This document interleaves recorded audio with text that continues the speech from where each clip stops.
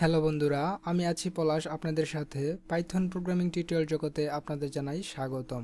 তো আজকে আমরা যেই টপিকটি শিখব সেটি হচ্ছে conditional logic if else statement, তার মানে ইফ এবং ইলস এর কাজ। তো এটার কাজ দেখানোর জন্য আমি প্রথমেই অ্যাপসে প্রবেশ করি। তো আমি অলরেডি একটি ফাইল ক্রিয়েট করে রেখেছি কন্ডিশনাল লজিক নামে, আপনারা ইচ্ছা করলে ফাইলটি ক্রিয়েট করে রাখতে পারেন। তো কোশ্চেন হতে পারে যে ইফ ইলস স্টেটমেন্ট অর্থাৎ যে লজিকটা আছে এটা আমরা কখন ব্যবহার করব। তো আমরা তখনই ব্যবহার করব যখন একটি কন্ডিশন সত্য বা মিথ্যা কিনা তা বের করার জন্য আমরা এই ইফ ইলস স্টেটমেন্টটা ব্যবহার করব।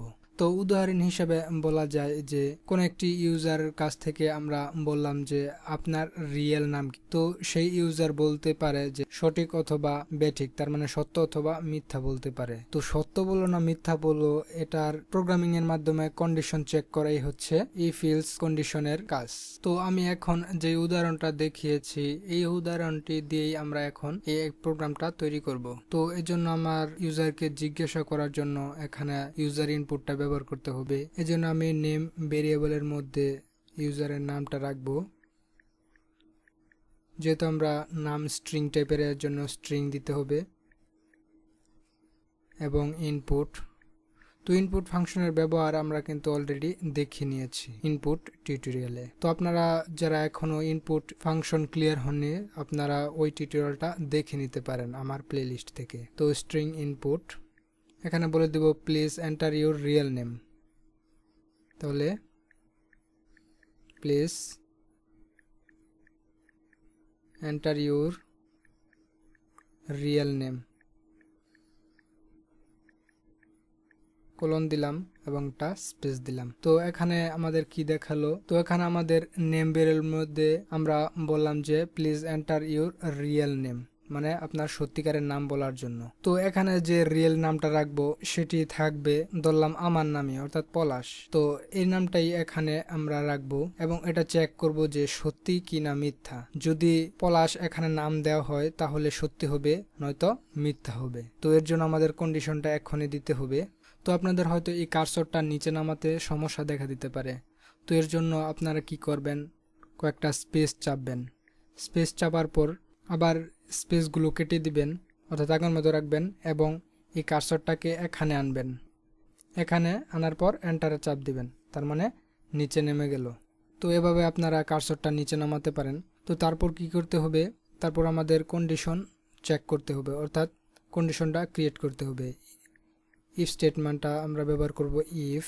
এখন এই ইফ এর ভেতরে আমরা কন্ডিশন দিলাম। এখানে যেহেতু আমরা নেম ভেরিয়েবলটা রাখলাম এজন্য আমি এখানে নেম দিলাম ভেরিয়েবলটা নেম। এখন আমরা ইকুয়াল অপারেটর ব্যবহার করব অর্থাৎ ডাবল ইকুয়াল, এটাকে বলা হয় ইকুয়াল অপারেটর, যা আমি গত টিউটোরিয়ালে ইকুয়াল অপারেটর নিয়ে আলোচনা করেছিলাম। তারপর স্পেস, যেহেতু আমি স্ট্রিং টাইপের একটা ভেরিয়েবল রাখবো অর্থাৎ এখানে যে ইনপুট ফাংশনের মধ্যে আমি একটা নাম রাখবো, এজন্য আমি এই স্ট্রিং এর মধ্যে অর্থাৎ ডাবল কোটেশনের মধ্যে আমি রিয়েল নামটা রাখলাম অর্থাৎ পলাশ। পি বড় হাতে দিলাম, ক্যাপিটাল লেটার PLASH। তারপর রাখার পর এখানে একটা কোলন দিতে হবে, তারপর এন্টার প্রেস করতে হবে। তো এন্টার প্রেস করার পর দেখুন কার্সরটা কিন্তু সরাসরি এখানে আসেনি, তার মানে এখান থেকে এন্টার করার পর সরাসরি এখানে চলে এসেছে। তো এখানে যে ফাঁকা জায়গাটা এটাকে বলা হয় ইনডেন্টেশন, তার মানে হোয়াইট স্পেস। তো আপনারা সবসময় চেক রাখবেন যে ইফ এলস স্টেটমেন্ট ব্যবহার করার সময় যে এই ইনডেন্টেশনটা আছে কিনা। যদি না থাকে আপনারা স্পেস দিয়ে নেবেন অর্থাৎ 4টা স্পেস দিয়ে নেবেন অথবা আপনারা এই ট্যাবে চাপ দিবেন একটা। তাহলে যেহেতু আমাদের কোলন দেওয়ার পর এন্টার প্রেস করার পর সরাসরি ইনডেন্টেশন তৈরি হয়ে গেল তাহলে আর সমস্যা নেই। তো এখানে আমরা প্রিন্ট করব, প্রিন্ট। তখন প্রিন্ট করব কি, দেখুন আমাদের কিন্তু নেম ভেরিয়েবলে একটা ইনপুট রাখলাম যে enter your real name.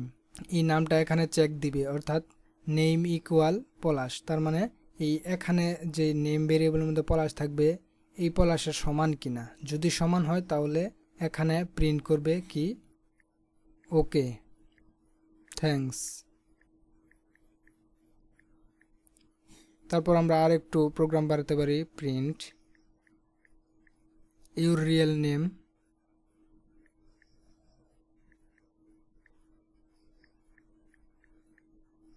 Name. তো আমি স্ট্রিং ফরম্যাটিং ব্যবহার করছি, অর্থাৎ যে আমি স্ট্রিং ফরম্যাটিং টিউটোরিয়ালে দেখিয়েছিলাম যে কিভাবে স্ট্রিং ফরম্যাট করতে হয়। তো ওখানে ইউর রিয়েল নেম এখানে একটা কিছু দেখাবে, অর্থাৎ বলবে your real name Palash, percentage name, আবার এন্টার। তো প্রোগ্রামটা রান করলে হয়তো আপনারা আরও ক্লিয়ার হবেন। তো এন্টার প্রেস করার পর আবার ইন্ডেন্টেশন এখানে আসলো, তার মানে কার্সরটা এখানে আসলো। এখন যেহেতু ইফের কাজ শেষ, এখন আমাদের এলস দেওয়ার পালা। তার মানে ইফের মধ্যে কন্ডিশনটা রাখলাম, যদি এটা সত্য হয় তাহলে এটা প্রিন্ট করবে, আর যদি এটা কাজ না করে অর্থাৎ এটা যদি মিথ্যা হয়, অর্থাৎ পলাশ নামের সাথে যদি অন্য নাম দেওয়া হয়, যদি না মিলে তাহলে কি হবে, এলসে ঢুকে যাবে। 1 2 3 4 এলস। আবার কোলন দিতে হবে, এন্টার প্রেস করতে হবে, দেখাবে প্রিন্ট।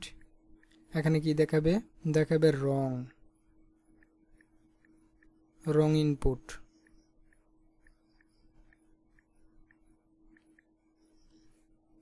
তাহলে আমি কি দেখলাম, রং ইনপুট। এখন যদি আমি আউটপুট দেই এটার, তো এখানে বললো please enter your real name, তাহলে অরিজিনাল নামটা আমি দেই, অর্থাৎ পলাশ, পি বড় হাতের PALASH। তো এন্টার প্রেস করি, তাহলে কি দেখালো, okay thanks, your real name Palash. এখানে আমাদের এই ইনপুটটা কাজ করেছে।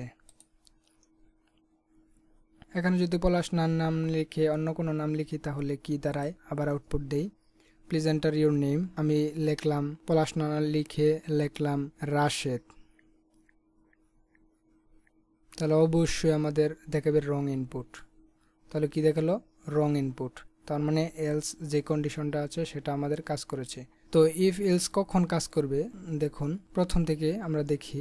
এখানে নেম ভেরিয়েবলের মধ্যে কি রাখলাম, please enter your real name, এখানে বললো যে একটা নাম রাখার জন্য এবং সত্যিকারের নাম রাখার জন্য। তারপর কি হবে, এখানে নেম ভেরিয়েবলের মধ্যে যে পলাশ নামটা, সাপোজ আমি এখানে দিলাম পলাশ, তো পলাশ নামটা যখন এই পলাশের সাথে মিলে যাবে, ইফ কন্ডিশনের মধ্যে যখন নেম ইকুয়াল নেম হয়ে যাবে, অর্থাৎ পলাশ হয়ে যাবে, তাহলে এখানে আমাদের এই প্রিন্ট, এখানে যে দুইটা প্রিন্ট দিয়েছি এটা আমাদের কাজ করবে। তো এটার কাজ কিন্তু আমি স্ট্রিং ফরম্যাটিং এর মধ্যে দেখিয়েছি। তো এটা ব্যবহার করার এখন কারণ হচ্ছে, দেখি আপনাদের কতটুকু মনে আছে এটা চেক করার জন্য কাজটা আমি দেখিয়েছি। এটা এখন না দেখালেও হতো, তবু আমি আপনাদের একটু মনে করিয়ে দেখার জন্য এটা দেখালাম। তারপর এখানে এটা কাজ করলো। তারপর এখানে যে ইলস স্টেটমেন্টটা আছে, এখানে বললো রং ইনপুট, তার মানে কি, এটা কখন কাজ করবে, যখন এই ইফ স্টেটমেন্টটা ফলস হয়ে যাবে, তার মানে কাজ না করবে, তখনই এটাতে চলে আসবে। তার মানে আমাদের আউটপুট দিবে কি, এই প্রিন্টের মধ্যে যা লিখলাম সেটা আমাদের আউটপুট দিবে।